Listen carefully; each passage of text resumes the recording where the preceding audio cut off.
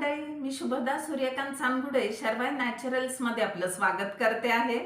तर बऱ्याच जणांचा मला प्रश्न असतो की ताई, पाणी किती व केव्हा कसं प्यावं. आपल्या सगळ्यांना माहितीच आहे की दोन प्रकारचे लोक असतात. काही खूप पाणी पितात, अगदी तहान लागो न लागो अगदी मोठ्या मोठ्या बाटल्या जवळ असतात आणि ते दिवसभर पाणीच पित असतात.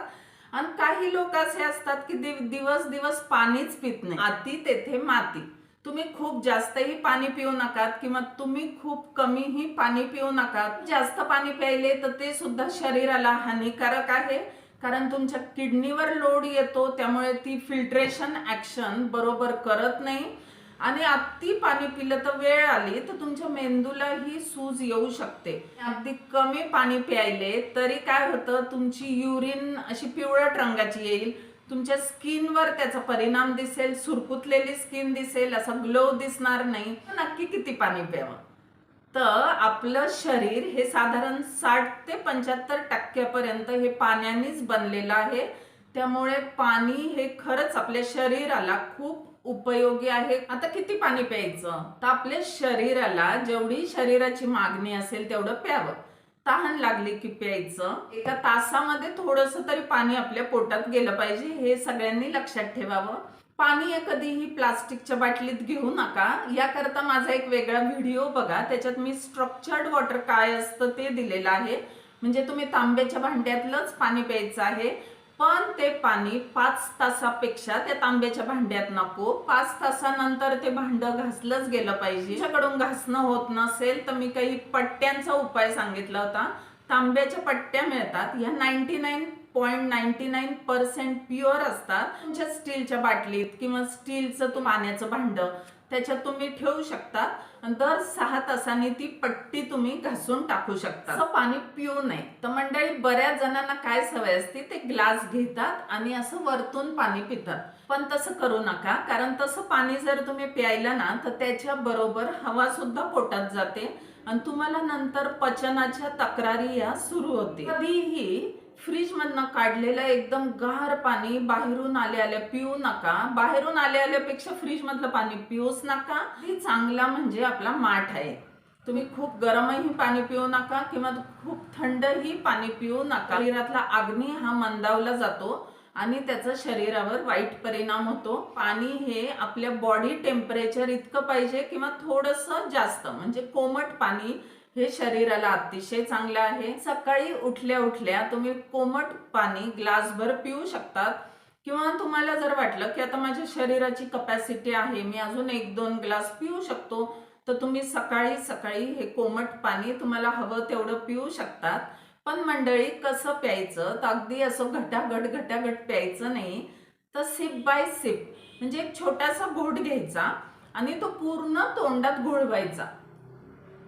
असं म्हणजे पूर्ण लाळ त्याच्यात मिक्स झाली पाहिजे. आपल्या शरीराला ते चांगलं असतं. जेवणाच्या आधी अर्धा तास पाणी पिऊ नका. जेवणानंतर साधारण पाऊण तास ते 1 तास पाणी प्यायचं नाही. खूपच तहान लागली तर तुम्ही एखादा घूट, एखादा सिप शेवटी घेऊन थोडं गुळणी करून तेवढं पाणी शकतात.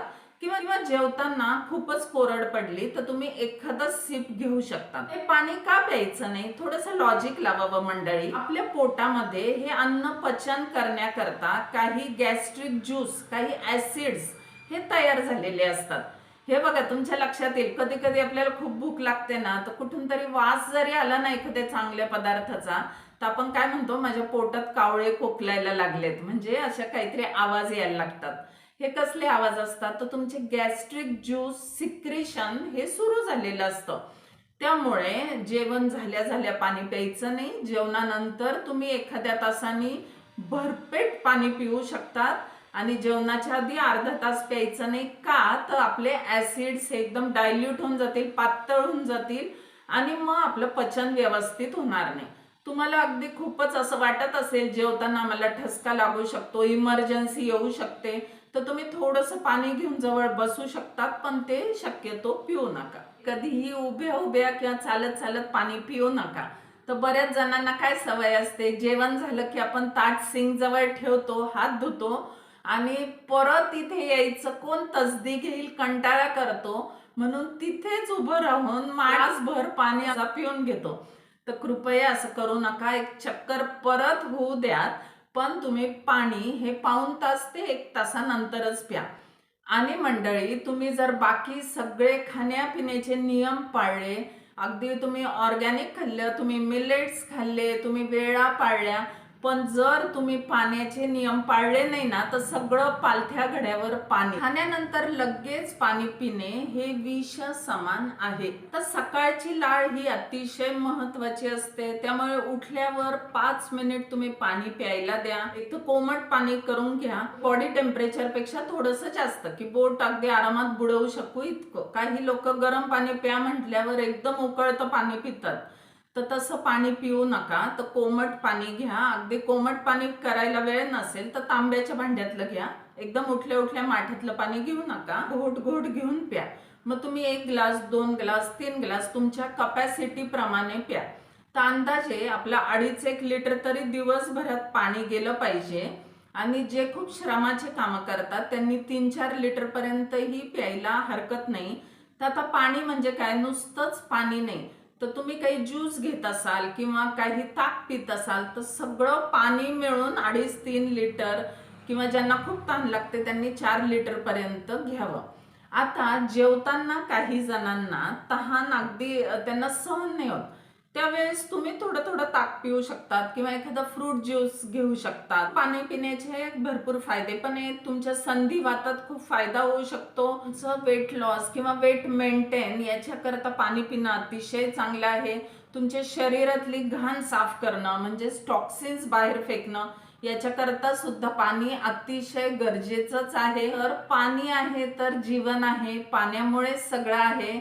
पाणी पिण्याचे अतिशय फायदे आहेत. मूळव्याधीत भरपूर प्रमाणात पाणी प्यावं, गॉलस्टोन्स मध्ये भरपूर प्रमाणात पाणी प्यावं, किडनीच्या आजारांवर पाणी प्यावं. विद्यार्थी किंवा मोठ्यांचं ज्यांचं बैठं काम आहे, मेंदूचं काम आहे, टेन्शनचं काम आहे, त्यांनी हे लक्षात घ्यावं की अगदी 6-6, 7-7 तास तुम्ही खुर्चीत बसून राहायचं नाही.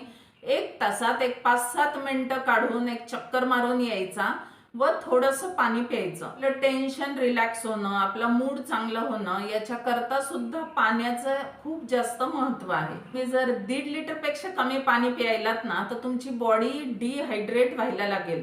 तुमचं शरीर लगेच त्याचे चिन्ह दाखवायला लागेल, की तुमची त्वचा पेल पडेल किंवा तुमच्या युरिनचा रंग पिवळा होईल. हे सगळं लक्षणं आहेत, हे कमी पाण्याचे आहेत. त्यामुळे 1.5 लिटरच्या खाली तर पाणी हे झालंच नाही पाहिजे. 1.5 लिटर पेक्षा जास्तच पाहिजे. त्यामुळे नॉर्मल काय तर साधारण 2.5 ते 3 लिटर, जे 12 ते 15 ग्लास तरी दिवसभरात पिऊन झाले पाहिजेत. सकाळी किंवा दुपारी तुम्ही लागेल तेवढं भरपूर पाणी पिऊ शकतात, पण शक्यतो झोपेच्या आधी 1 तासभर पाण्याचं प्रमाण कमी करून टाका. झोपताना तुम्ही एखादा सिप घेऊनच फक्त तेवढंच पाणी प्या. सारखं युरिनेशनचा त्रास होईल, तुमची झोप मोड होईल. त्यावेळी कुठलेही फळं खाल्ल्यावर कधीही पाणी पिऊ नका. तसं आपण पितच नाही म्हणा. काही खूप गरम खाल्लं की त्याच्यावर तुम्ही पाणी पिऊ नका. कधीही आंघोळीला जायच्या आधी आणि आंघोळीहून जाऊन आल्यानंतर जरूर थोडेसे पाणी प्यावे. आणि झोपताना कधीही थोडंसं तरी पाणी पिऊन झोपायचं. बरेच हार्ट अटॅक हे अगदी काही शरीरात पाणी नसतं म्हणून येतात. कधीही पाणी उकिडवं बसून, म्हणजे 2 पायावर जमिनीवर बसून पाणी प्यावं. पण बरेच जणांना आजकाल तसं बसता येत नाही, मग निदान खुर्चीवर बसून मांडी घालून तरी पाणी प्यावं. आयुर्वेदात म्हटलंच आहे, अति सर्वत्र वर्जयेत, म्हणजे अति तेथे माती. काहीही अति करू नका. अति प्रमाणात पाणी पिऊ नका, अति कमी प्रमाणात पाणी पिऊ नका. माठातलं पाणी प्या, उकिडवं बसून प्या. जेवणाच्या आधी अर्धा तास पिऊ नका, जेवणानंतर पाऊण तास पिऊ नका. खूप गरम किंवा खूप गार पिऊ नका. हे अगदी बेसिक टिप्स आहेत. चालता चालता पाणी पिऊ नका. तर मंडळी, कसा वाटला आजचा व्हिडिओ? तुम्ही कसं पाणी पितात ते जरूर खाली कमेंट मध्ये टाका. आणि तुम्हाला कुठल्या विषयावर पुढचा व्हिडिओ पाहिजे जरूर मला कळवा. नमस्ते मंडळी. जय हिंद, जय महाराष्ट्र, जय जवान, जय किसान.